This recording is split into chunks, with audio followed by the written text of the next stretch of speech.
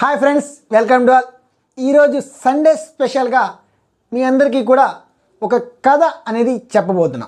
ఆ కథ గూగుల్లోనూ బుక్స్లోనూ ఎక్కడ కూడా మీకు దొరకదు. ఈ కథ అనేది మా నాన్న నాకు చిన్నప్పుడు ఒక పొలం వెళ్ళినప్పుడు అక్కడ నైట్ మనం ఈ వడ్ల బస్తాలకి కాపలా కాస్తాం కదా, అక్కడ కాపలా కాసేటప్పుడు మా నాన్న నాకు ఈ కథని చెప్పాడు. ఓకే, కట్ చేస్తే కథలోకి వెళ్ళిపోదాం. దయచేసి ఈ వీడియో ఎవరు స్కిప్ చేయకండి. కథ మంచి ఇంట్రెస్ట్గా ఉంటుంది, చాలా అంటే చాలా ఇంట్రెస్ట్గా ఉంటుంది. కథ టైటిల్ చేద్దామా? టైటిల్ చూసినట్లయితే అతి తెలివి గల అన్నయ్యలు, అమ్మాయికుడైన తమ్ముడు, ఓ ఎలికి పిల్ల. ఓకే, కథలోకి వెళ్ళిపోదాం. కట్ చేస్తే అనగనగా ఒక ఊరు. ఆ ఊరిలో ముగ్గురు అన్నదమ్ములు ఉండేవారు. అందులో ఒకటోవాడు రెండోవాడు బాగా అతి తెలివి గలవారు. వాళ్ళిద్దరికీ పెళ్ళి కూడా అయిపోయింది. మూడోవాడు కొంచెం తెలివి తక్కువవాడు, అంటే అమాయకుడు అనమాట. ఇక్కడ మనం చూసినట్లయితే ఈ అన్నయ్యలు ఇద్దరూ కూడా ఏదో ఒక పని చేసుకుంటూ ఉండేవాళ్ళు. ఈ మూడోవాడు అంటే అమాయకుడు ఏం పని చేయకుండా ఇంట్లో వదిలిని చెప్పించి చేయడం, చిన్న పని ఇంట్లో నార్మల్ చేస్తూ ఉంటారు కదా, ఇంట్లో పనులు చేసుకోవడం, గేదెలు శుభ్రం చేసుకోవడం, అట్లాంటివన్నీ చేస్తూ ఉండేవాడు. ఈ వదులు ఎవరైతే ఉన్నారో ఆ అమాయకుడిని అంతగా పట్టించుకునేవాళ్ళు కాదు, మరియు అంతగా చూసేవాళ్ళు కూడా కాదు. ఈ అన్నయ్యలకి ఏమనిపించిందంటే ఒకరోజు ఈ తమ్ముడికి ఎలా అయినా సరే పెళ్లి చేయాలి అని నిశ్చయించుకున్నారు. ఇంకేంటి మరి, సంబంధాలు చూడాలి కదా అని ఊరు తిరగడం స్టార్ట్ చేశారు. స్టార్ట్ చేసి 7 ఊర్లు తిరిగారు. 7 జతల చెప్పులు అరిగిపోయినాయి. ఇంకా 8వ ఊరు వెళ్ళారు. 8వ ఊరు వెళ్తే ఒక పెద్ద ఆయన అంటాడు, మా ఊర్లో ఒక రాజుగారు ఉన్నారు, ఆ రాజుగారికి ఒక కూతురు ఉంది, వెళ్ళి అడగండి అని చెప్పడం జరుగుతుంది. వీళ్ళు పరిగెత్తుకుంటూ వెళ్ళి రాజుగారి దగ్గరికి వెళ్ళి, అయ్యా మీకు కూతురు ఉందంట కదా, మా తమ్ముడు ఉన్నాడు, పిల్లనిస్తారా అని అడగడం జరిగింది. ఓకే, ఇక్కడ నుంచి కట్ చేస్తే రాజుగారి సైడ్ నుంచి ఒకసారి స్టోరీ చూద్దాం. ఆ రాజుగారికి రాణిగారికి చాలా సంవత్సరాలుగా ఎన్నో పూజలు, ఎన్నో వ్రతాలు అన్నీ కూడా చేస్తారు, కానీ సంతాన భాగ్యం అనేది లేదు. చూసుకున్నట్లయితే ఒక స్వామీజీ వచ్చి ఆ రాజుగారికి చెప్తారు, అయ్యా మీరు పొద్దున్నే లేచి సూర్య భగవానుడికి నమస్కారం చేయండి, మరియు 9 రోజులు పూజ చేయండి అని ఆ ఎవరైతే పూజారి ఉన్నాడో ఆ పూజారి అయినా చెప్తాడు. చెప్తే రాణిగారు డైలీ వెళ్ళి సూర్యభగవానుడికి నమస్కరించి పూజ చేస్తుంది. అలాగే 9వ రోజు సాక్షాత్తు ఆ సూర్యభగవానుడే ప్రత్యక్షమయ్యి ఆ రాణిమాతకి ఒక వరం ప్రసాదిస్తాడు.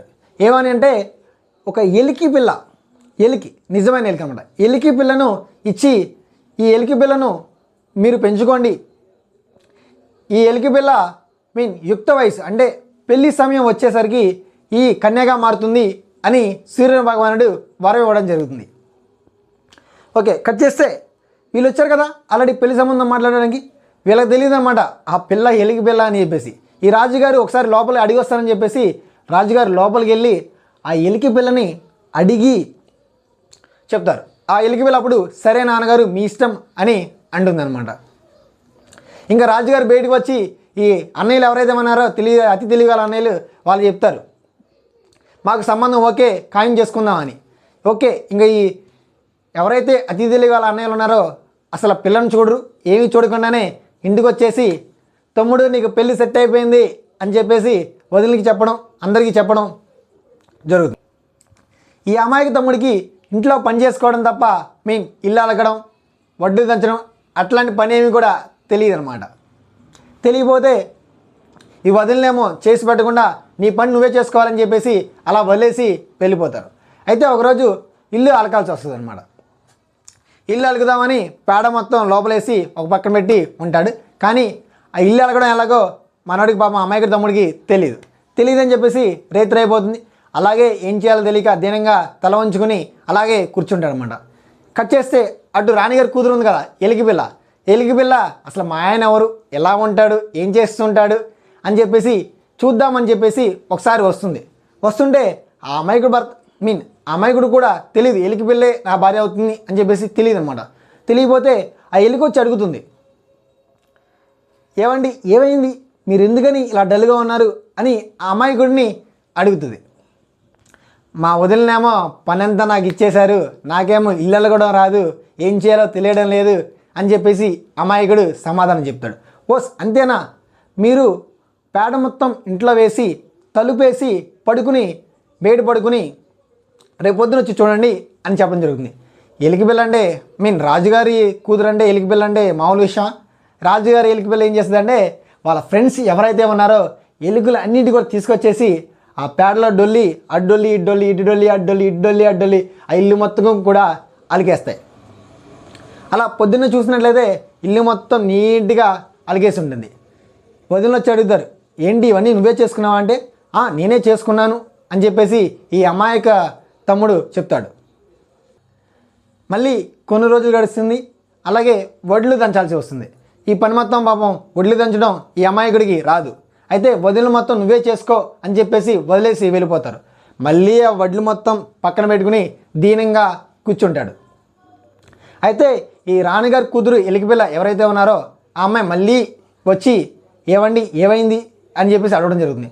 మా వదిలిన పని అంతా నాకు చెప్పారు, ఇవన్నీ దంచమని వడ్లు దంచమని, నాకేమో రాదాయే అని చెప్పి చెప్పడం జరుగుతుంది. ఓస్ అంతేనా, నేను సాయం చేస్తాను అని చెప్పేసి ఈ వడ్లన్నీ తీసుకెళ్ళి ఇంట్లో లోపలేసి తలుపేసి మీరు బయట కూర్చోండి అని చెప్పడం జరుగుతుంది.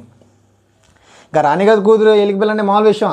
తన ఫ్రెండ్స్ ఎలికలన్నీ కూడా వేసుకొచ్చేసి ఆ వడ్లు మొత్తం తన పొలతో కొలిచేసి నీట్గా సపరేట్ చేస్తుంది. వడ్లు బియ్యం అలా సపరేట్ చేస్తుంది అన్నమాట. ఓకే, మళ్ళీ సపరేట్ చేస్తుంది. సపరేట్ చేసిన తర్వాత మళ్ళీ వెళ్ళి చూస్తాడు. చూస్తేనేమో మొత్తం వడ్లు బియ్యం సపరేట్ అయిపోయి ఉంటాయి. మళ్ళీ వదిలి వచ్చి ఆశ్చర్యంగా చూస్తూ ఉంటారు, ఏంటి ఇవన్నీ నువ్వే చేసుకున్నావా అని. అవును నేనే చేసుకున్నాను అని చెప్పడం జరుగుతుంది. ఇంకా కట్ చేస్తే అటుపక్క రాజుగారి సైడ్ నుంచి ఆల్రెడీ మీకు ముందే చెప్పాను, సూర్య భగవానుడు రాణిమాతకి ఒక వరం ఇచ్చాడండి. యుక్త వయసు అంటే పెళ్లి వయసు వచ్చేసరికి ఆ ఎలికపిల్ల ఎవరైతే ఉన్నారో కన్యగా మారుద్ది అని చెప్పేసి వరం ఇవ్వడం జరిగింది. ఆ సమయం రానే వచ్చింది. ఆ ఎలికపిల్ల కన్యగా మారిపోతుంది. కట్ చేస్తే పెళ్ళి, రాజుగారి పెళ్ళి కదా, మామూలుగా ఉంటుందా? మామూలుగా ఉండదు. రంగ వైభవంగా బాగా ఆడంబరంగా ఊరంతా తెలిసేలాగా దజ్జాగా పెళ్ళి అయితే జరుగుతుంది. పెళ్ళి జరుగుతుంది కదా, ఇంకేంటి పెళ్ళి అయిపోయింది. నెక్స్ట్ ఆస్తి పంపకాలు. ఈ ముగ్గురు అన్నదమ్ములకి 3 గేదెలు అయితే ఉండడం జరుగుతుంది. వాటిలో 2 బాగా పాలు ఇస్తాయి మరియు పాడి బాగా జరుగుతుంది. 3వది గొడ్డుమోత గేదె అన్నమాట. అంటే పాలు అసలు ఇవ్వదు. ఎప్పుడు కూడా అసలు పైరు అనేది ఈనడం అయితే జరగదు. అయితే ఆస్తి పంపకాల్లో ఈ 2 మంచి గేదెలు అన్నయ్యలు తీసుకుని ఈ 3వ గేదె ఏదైతే ఉందో గొడ్డుమోత గేదె అది తమ్ముడికి ఇవ్వడం జరుగుతుంది. ఇది నచ్చని ఈ అమాయకమైన తమ్ముడు అలిగి ఇంటికి వచ్చేస్తాడు. ఇంటికి వచ్చేస్తే వాళ్ళ ఆవిడ అడుగుతుందన్నమాట, ఏమైందండి, ఏం జరిగింది అని అడగడం జరుగుతుంది. అప్పుడు జరిగిందంతా చెప్తాడు. ఈ భార్య ఎవరైతే ఉన్నారో అని చెప్పుద్ది, మన ఇంటికి వస్తే ఒకవేళ ఈనుద్దేమో, మంచి జరుగుతుందేమో, మంచిగా ఆలోచిద్దాం అని చెప్పేసి తీసుకోండి అని చెప్పి చెప్పడం జరుగుతుంది. అయితే వెళ్తాడు, మళ్ళీ అదే గేదెని తీసుకుని ఇంటికి వస్తాడు. మళ్ళీ పొలాలు అంటే వాళ్ళకి 3 ఎకరాలు పొలం అంటే ఉండడం జరుగుతుంది. వాటిల్లో 2 ఎకరాలు బాగా పండుద్ది అనమాట. అంటే సారవంతమైన భూమి. 3వది బీడు భూమి, అసలు పంటలే పండవు అక్కడ అనమాట. అయితే అతి తెలివిగల అన్నయ్యలు ఉన్నారు కదా, వాళ్ళు ఈ 2 ఎకరాలని మంచిగా పండే ఎకరాలని వాళ్ళు తీసేసుకుని ఈ 3వది అసలు పండని భూమి బీడు భూమిని ఈ తమ్ముడికి ఇస్తారు. అయితే మళ్ళీ అలిగి ఇంటికి వచ్చేస్తాడు. జరిగిందంతా వాళ్ళ ఆవిడికి చెప్పడం జరుగుతుంది. అప్పుడు వాళ్ళ ఆవిడ, తీసుకోండి, మన అదృష్టం బాగుంటే అది కూడా మట్టిలో మాణిక్యం అవుతుంది అని చెప్పేసి చెప్పడం జరుగుతుంది. సరే అని వెళ్తాడు, మళ్ళీ తీసుకుని ఇంటికి వస్తాడు. కట్ చేస్తే కొన్ని రోజులు అలాగే జరుగుతుందన్నమాట. రన్ అవుతుండగా ఒకరోజు సడన్గా ఆ గొడ్డుమోత గేదె ఏదైతే ఉందో అది పాలు ఇవ్వడం జరుగుతుంది. బాగా ఎక్కువ పాలు ఇవ్వడం, బాగా పిల్లలు పెట్టడం అలాంటిది జరుగుతుంది. అయితే ఇది చూసి ఓర్వలేకని కోపిష్టి వదినలు అన్నయ్యలు ఏం చేస్తారంటే ఒకరోజు పక్క ఊరు వెళ్ళడం అనేది జరుగుతుంది. అప్పుడు పాపం ఈ భార్య ఎవరైతే ఉన్నారో ఆమెకి పాలు పిండడం రాదన్నమాట. రాకపోతే ఇలా బావగారు ఉంటారు కదా, పెద్ద బావగారు, రెండో బావగారు, వాళ్ళని అడుగుతుంది, బావగారు ఒక రోజుకి మీ తమ్ముడు గారు లేరు, పక్క ఊరు వెళ్ళారు అని చెప్పేసి కొంచెం పాలు పిండి పెట్టండి అని చెప్పేసి అడగడం జరుగుతుంది. అయితే వాళ్ళు వచ్చి కావాలని ఆ గేదె యొక్క సొల్లు రొమ్ములు అంటారు కదా, ఆ రొమ్ముల్ని కోసేయడం అనేది జరుగుతుంది. ఏంటంటే ఇలా చేశారు అంటే ఇలా చేస్తే ఎక్కువ పాలు ఇస్తుంది అని చెప్తూ ఉంటారు. అది కట్ చేస్తే అలాగే సాయంత్రం వరకు ఉంటుంది. సాయంత్రం వరకు ఉంటే పాపం ఆ గేదె అనేది రక్తం పోయి కూడా చనిపోతుంది. పక్కూరు వెళ్ళిన అమాయకుడు రైత్రి సమయానికి తిరిగి వస్తాడు. జరిగిందంతా తెలుస్తుంది, వాళ్ళ భార్య మొత్తం చెప్తుంది. ఇది తెలుసుకున్న అమాయకుడు ఈ గేదె ఏదైతే చచ్చిపోయింది కదా దాన్ని ఊరు అవతల ఉన్న మాదిగ వాళ్ళు ఉంటారు కదా వాళ్ళని పిలిపించి ఆ గేదె యొక్క చర్మం అనేది వలిపిస్తాడనమాట. చర్మం వలిపించి అమ్ముదామని తీసుకెళ్తాడు. ఆల్రెడీ చీకటి పడిపోయింది కదా, అలాగే వెళ్తుండగా ఇంకా చీకటి పడిపోతుంది. ఆ ఊరు పక్కన ఒక అడవి అనేది ఉంటుందన్నమాట. పక్క ఊరికి వెళ్ళాలంటే అడవి ద్వారా వెళ్ళాలి. అయితే వెళ్తుండగా రైతు అయిపోతుంది కదా అని చెప్పేసి బాగా ఒక చెట్టు ఎక్కి చెట్టు పైన పడుకుందామని చెప్పేసి చెట్టు ఎక్కి చెట్టు పక్కన పెట్టి పడుకుంటాడు. కట్ చేస్తే ఇంకొక పక్క ఊరు అన్నమాట. ఆ పక్క ఊరిలో దొంగల ముఠ బాగా ఎక్కువైపోయి ఆ రోజు మొత్తం ఊరంతా దోచుకుని బంగారం నగలు అన్నీ కూడా దోచుకుని వచ్చి ఆ చెట్టు కింద చుట్టూరు పెట్టి పంచుకుందామని చెప్పేసి అనుకుంటారన్నమాట. పంచుకునే సమయానికి ఆ పైన చెట్టు పైన ఉన్నాడు కదా మన అమాయకుడు, ఇట్లా కదులుతాడు. కదిలిన వెంటనే ఆ గేదె తోలు ఏదైతే ఉందో అది వచ్చి సడన్గా వాళ్ళ మీద పడిపోతుంది అన్నమాట. ఆ మీద పడిపోగానే వాళ్ళందరూ భయపడి అమ్మో ఏదో జరుగుతుంది, ఎవరో వచ్చారని చెప్పేసి వాళ్ళందరూ అవి అక్కడే వదిలేసి పారిపోవడం అనేది జరుగుతుంది. అయితే పొద్దున్నే ఈ అమాయకుడు లేస్తాడు. కింద చూస్తే బంగారం నగలు డబ్బు బోల్డంతా ఉంటుందన్నమాట. అతని సంతోషానికి హౌదులే ఉండవు. అయితే కిందకు వస్తాడు, దిగుతాడు, ఆ బంగారం నగలు అన్నీ తీసుకుని ఇచ్చి ఇంటికి వస్తాడు. ఇంటికి వస్తే ఆ కోపిష్టి వదంలో అతి తెలివిగల అన్నయ్యలు చూసి అడుగుతారు, ఏంట్రా ఇవన్నీ ఎక్కడేరా అని అడిగితే, అన్నయ్య నేను పక్కూరు వెళ్ళాను, తోలమ్మ తోలో అని చెప్పేసి అమ్ముకుంటూ వెళ్ళాను, అందరూ నాకు కొంచెం అని చెప్పేసి ఎగబడి కొన్నారు అని చెప్తాం జరుగుతుంది. కొంతమంది ఏమో డబ్బులు ఇచ్చారు, కొంతమంది నగలు ఇచ్చారు, కొంతమంది ఏమో రకరకాల వస్తువులు ఇచ్చారని చెప్పేసి చెప్పడం జరుగుతుంది. అవునా అలాగా అని చెప్పేసి ఈ అతి తెలివిగల అన్నయ్యలు కూడా వాళ్ళ గేదెల్ని పాపం చంపేసి తోలొల్చి అమ్ముదామని తీసుకెళ్తారు. వీళ్ళు తీసుకెళ్తారన్నమాట. ఇది పగల ఊళ్ళోంచి వెళ్తూ ఉంటారు. తోలమ్మ తోలు అని చెప్పి అమ్ముకుంటూ వెళ్తారు అన్నమాట. వెళ్తే ఊళ్ళో వాళ్ళందరూ కూడా వాళ్ళని పట్టుకుని కొడతారన్నమాట. డీకంపోజ్ అయిపోయి స్మెల్ వస్తూ ఉంటుంది. ఆ స్మెల్కి అందరూ కూడా వచ్చి వాళ్ళని కొట్టడం అయితే జరుగుతుంది. ఎరా తోలమ్ముతావా ఊర్లో, అది కూడా వాసన వస్తుందని చెప్పేసి ఆ అన్నయ్యని కొడతారన్నమాట. అమ్మో తోలు వద్దు బోలు వద్దు అని చెప్పేసి ఎక్కడో పడేసి ఇంటికి వచ్చేస్తారు. అలాగే మరి కొన్ని రోజులు జరుగుతుండగా పాపం పండని భూమి ఇచ్చారు కదా బీడు భూమి. ఆ బీడు భూమి అనేది కూడా ఒకసారిగా వర్షాలు పడడం, బాగా వర్షాలు పడి పండడం, బాగా పంట రావడం జరుగుతుంది. అయితే పండించి మొత్తం ధాన్యం మొత్తం ఇంట్లో తీసుకొచ్చి పెడతారు. ఇంట్లో తీసుకొచ్చి పెట్టిన తర్వాత పాపం ఇంట్లో పడుకోవడానికి ప్లేస్ లేకపోతే బయటకు వచ్చి పడుకోవడం అనేది జరుగుతుంది. బయటకు వచ్చి పడుకుంటే ఆ అన్నయ్యలకి వదినలకి తెలిసి ఎలా అయినా ఏదో ఒకటి చేయాలని చెప్పేసి ఆ రోజు రేత్రి ఇలా పడుకోవడం చూసిన తర్వాత వచ్చి ఆ ఇల్లు అనేది తగలబెట్టేస్తారు. వాళ్ళు పడుకున్న ఇల్లు అనేది తగలబెట్టేస్తారు. పొద్దున్నే లెగిస్తారు, చూస్తే మొత్తం తగలబడిపోయి ఉంటుంది. ఏం చేయాలో తెలియని పరిస్థితి. ఓకే అని చెప్పేసి ఒక ఎడ్ల బండి తీసి ఆ కాలిపోయిన ఓక ఏదైతే ఉందో బూడిద ఏదైతే ఉందో ఎడ్ల బండి మీద వేసి బయలుదేరతారన్నమాట.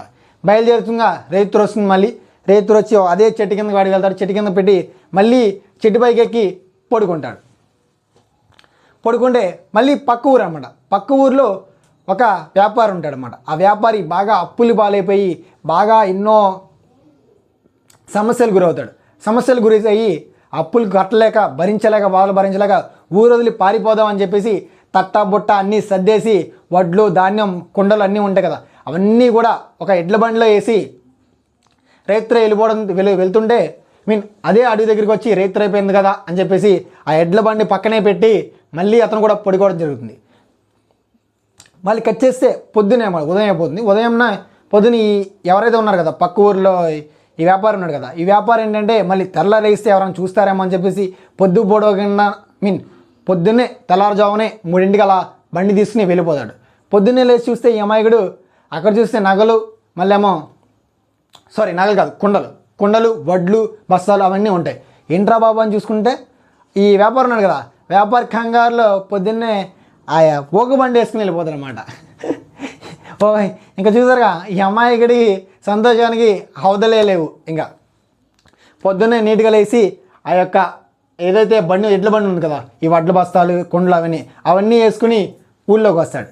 మళ్ళీ అన్నయ్యలు ఉన్నారు కదా, అతి తెలుగు అన్నయ్యలు కోపిష్టోదిన్లు, వీళ్ళు అడుగుతుంటారు, ఏంటి ఏమైంది ఎక్కడికి రా ఇవన్నీ నీకు అని చెప్పేసి అడగడం జరుగుతుంది. అడిగితే అప్పుడు అంటాడు, అన్నయ్య నేను పక్కూరు వెళ్ళాను, అక్కడ ఓకకి చాలా ఈ బూడిద ఏదేమో అది చాలా డిమాండ్ ఉంది, నేను వెళ్ళడం ఆలస్యం, అందరూ వచ్చేసి నా మీద పడిపోయి బాబు నాకమ్ము బాబు నాకమ్ము బాబు నాకమ్ము అని చెప్పేసి అమ్మడం అయితే జరుగుతుంది, అడగడం జరుగుతుంది. ఇంకా నేను వాళ్ళందరికీ కూడా అమ్మేశాను, కొంతమంది ఏమో కొండలు ఇచ్చారు, కొంతమంది ఏమో బియ్యం ఇచ్చారు, కొంతమంది ఏమో మరికొన్ని వస్తువులు ఇచ్చారు అని చెప్పేసి చెప్తాడు. ఇంక అతి తెలుగు అన్నయ్యలు ఊరుకుంటారా, వాళ్ళ ఇల్లు కూడా తగలబెట్టుకుని వాళ్ళు కూడా ఓకమ్మ ఓక ఓకమ్మ ఓక ఓకమ్మ ఓక అని చెప్పేసి అమ్ముకుంటూ వెళ్తారన్నమాట ఊర్లో. ఆ ఓక ఏదైతే ఉందో బూడిద, ఆ బూడిద గాలికి అందరి కళ్ళలో పడిపోతుంది అన్నమాట, ఊరంతా కళ్ళలో పడిపోవడం అట్లా జరుగుతుంది. అయితే ఊళ్ళో వాళ్ళందరూ కూడా వచ్చి తలవతను తంతారన్నమాట, ఏంట్రా పట్టపగలు ఊగొడుగుతావా, అది కూడా కళ్ళలో పడుతుందని చెప్పేసి వాళ్ళని కొట్టడం జరుగుతుంది. ఆ ఎడ్ల బండి కూడా పక్కన పడేసి మళ్ళీ వచ్చేస్తారు. అమ్మో ఈ అన్నయ్యలు కోపిష్ట అన్నయ్యలు ఈ వదిలి ఉన్నారు కదా, ఏదైతే ఉన్నారో ఒకరోజు ఇలా అయితే కాదు, వీడిని ఎలాగైనా చంపేయాలి అని చెప్పేసి కక్ష కట్టుకుంటారు, బాగా కక్ష కట్టుకుంటారు. అయితే ఒకరోజు ఈ అమాయకుడు బయట మంచం మీద పడుకుంటారు అనమాట. ఇంట్లో సరే ఇల్లు లేదు కదా, ఆ ఇల్లు కాలిపోయింది కదా, ఒకరోజు ఇల్లు కాలిపోయింది కదా వాళ్ళ ఇల్లు, అంటే బయట పడుకుంటారు అనమాట. బయట పడుకుంటే ఒక మంచం మీద ఈ అమాయకుడు అనేది పడుకోవడం జరుగుతుంది. అయితే ఇద్దరు అన్నయ్యలు ఏం చేస్తారంటే ఆ మంచం పరంగా బీచ్కి తీసుకొచ్చేస్తారు. వాళ్ళ ఊరిలో ఇంటి పక్క బీచ్ ఉందన్నమాట, బీచ్ దగ్గర తీసుకొస్తారు. బీచ్ దగ్గర తీసుకొస్తారు అక్కడ పెడతారు. వాళ్ళు పక్కకి వెళ్ళి ఏదో ఒక ఇంటికో దేనికో పక్కకి వెళ్తారన్నమాట. పక్కకి వెళ్తే అక్కడ ఒక తాతగారు ఉంటారు, గొర్రెలు కాసుకుంటూ కూర్చుంటాడు పాపం తాత. చలికి బాగా వణుకుతూ బాగా వణుకుతూ గొర్రెలు కాస్తూ ఉంటాడు. గొర్రెలు కాస్తూ ఉంటే ఈ అమ్మాయి కూడా అప్పుడు నిద్రలేసి ఆ తాత దగ్గర తాత ఏం చేస్తున్నావు, ఈ టైంలో ఎందుకు నీకు అంత కష్టం అని చెప్పేసి, నువ్వు కాసేపు పడుకో నేను గొర్రెలు కాస్తా అని చెప్పేసి చెప్పడం జరుగుతుంది. ఈ అతి తెలుగు అన్నయ్యలు ఉన్నారు కదా, ఈ మంచం మీద ఎవడున్నాడో ఎవడు లేడో తెలిసి సంబంధం లేదు, మంచం తీసుకెళ్ళి అదే పరంగా సముద్రంలో పడేస్తారు, నీట్గా తిరిగి వచ్చేస్తారన్నమాట ఇంటికి. అయితే ఈ గొర్రెలు కాస్తారు కదా మీ అమ్మాయికుడు కాసేపు చూస్తాడు, ఈ తాత రాకపోవడంతో ఏం చేస్తాడు, కనిపిస్తాడు అన్నమాట. అప్పుడు తాత కనిపిస్తాడు, ఒడ్డున చనిపోయి తేలుకుంటూ వచ్చి కనిపిస్తాడు అన్నమాట. కనిపిస్తే ఏం చేయాలో తెలియక ఆ గొర్రెలన్నీ కూడా తెల్లవారుజామునే పొద్దున్నే ఇంటికి తోలుకొస్తాడు. ఇంటికి తోలుకొస్తే ఆ కోపిష్టి అన్నయ్యలు వదిలి ఉన్నారు కదా అతి తెలుగు వాళ్ళు అడిగారు. ఆశ్చర్యంగా ఈ అన్నయ్యలు ఏంట్రా ఈ గొర్రెలు ఎక్కడేరా అని అడగడం జరుగుతుంది. అప్పుడు ఈ అమాయకుడు, అన్న నేను రైతుర సముద్ర స్నానానికి వెళ్ళినట్టున్నాను, అక్కడ నేను సముద్రంలో ములిగాను, ఒకసారి ములిగితే ఒక గొర్రె వచ్చింది, 2 సార్లు ములిగితే 2 గొర్రెలు వచ్చినాయి, 3 సార్లు ములిగితే 3 గొర్రెలు వచ్చినాయి, అలాగే ములిగినంతసేపు కూడా గొర్రెమ్మడ గొర్రె వస్తూనే ఉన్నాయన్నా అని చెప్పేసి చెప్పడం అయితే జరుగుతుంది. ఇది కూడా నమ్మి ఈ అతి తెలియగల అన్నయ్యలు ఉన్నారు కదా, అన్నయ్యలు వదిలినారు వెళ్ళి డైరెక్ట్గా మనం కూడా ములుగుదాం, గొర్రెలు వస్తాయని చెప్పేసి వెళ్ళి సముద్రంలో ములగడం అయితే జరుగుతుంది. ఇంకేముంది, సముద్రం ములిగితే మళ్ళీ వేడి వస్తారా, మనందరికీ తెలిసిందే కదా, చనిపోతారన్నమాట. ఈ కథ మీకు నచ్చినట్లయితే ఈ కథ యొక్క సారాంశం, ఈ కథ యొక్క నీతి మీరేం గ్రహించారో ఈ కామెంట్ బాక్స్లో తెలియజేయండి. అలాగే ఈ వీడియో మీకు నచ్చినట్లయితే మీ ఫ్రెండ్స్కి షేర్ చేయండి, లైక్ చేయండి, మన ఛానల్ని సబ్స్క్రైబ్ చేసుకోండి. ఎనీవే మీ అందరికీ థ్యాంక్ యూ టు ఆల్.